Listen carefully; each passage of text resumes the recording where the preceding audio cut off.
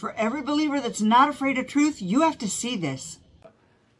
You call it a luxury to leave a country that has political tyranny and come into a country with opportunity? Yes, to live in Mexico, to be able to go 100 miles north and break into America. Do you know how many people in Pakistan would kill to be on that border? That's why we bring them in.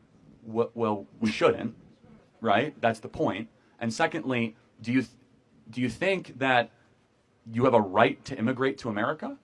I think that I didn't have a choice. My grandparents made that decision for me. And I'm not trying to attack your grandparents, but no one has a right to go to anybody else's country. You are invited. It is a privilege, not a right, to come into America. So it's a privilege to live a life that requires you to have clean water, clean food, clean air. Yes, of course it is. And you have to fight for that? Yes, it is not. But we didn't? Hold on a sec. Well, born here, we didn't fight for that? Well, my ancestors did fight for that, actually, and I'm a very thankful recipient of many generations of Americans that fought for the greatest nation ever to exist. By doing what? Coming here? Well, illegally? Wait, what did my ancestors do? They came here illegally. They came over here in 1620, fought in the Revolutionary War, fought in the Civil War, fought in World War I. So because my grandpa didn't come here in II. 1620, it gives him no right to have a good life? No, he can fill out paperwork and wait in line like the rest of the world.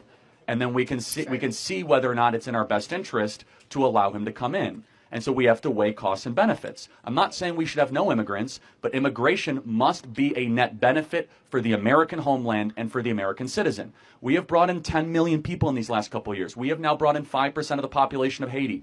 Nobody is asking these questions. We're just saying, if you want to come in, you can come in. Do you see anything wrong with, I don't know, taking in 5% of the population of Haiti? Not necessarily, no. If we have the land and the resources to house them, it shouldn't be that big deal to bring in immigrants. Really? Do you think that the American government should first have an obligation to citizens before foreigners?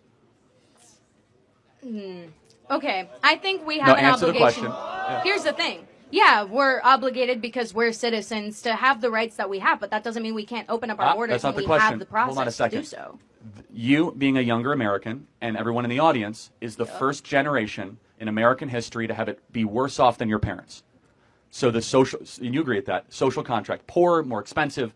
Yeah. So wouldn't it be rational for the American government to say, we're going to prioritize younger generation Americans that are American passport holders and citizens before those in another nation?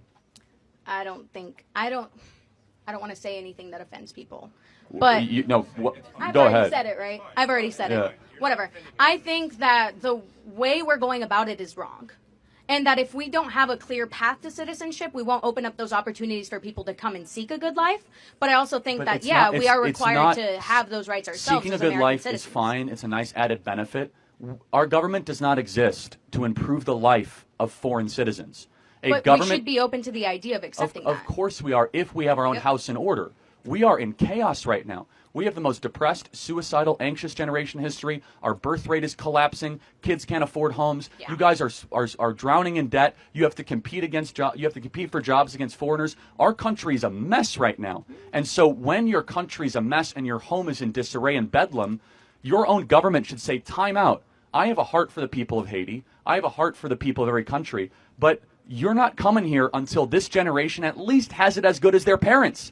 But it's the stereotype that I'm given as a Mexican American to fulfill those standards that people have on immigration as well. I don't share that. I haven't said that here today. There's people from all over the world that enter the southern border now. There's 118 countries that come across the southern border.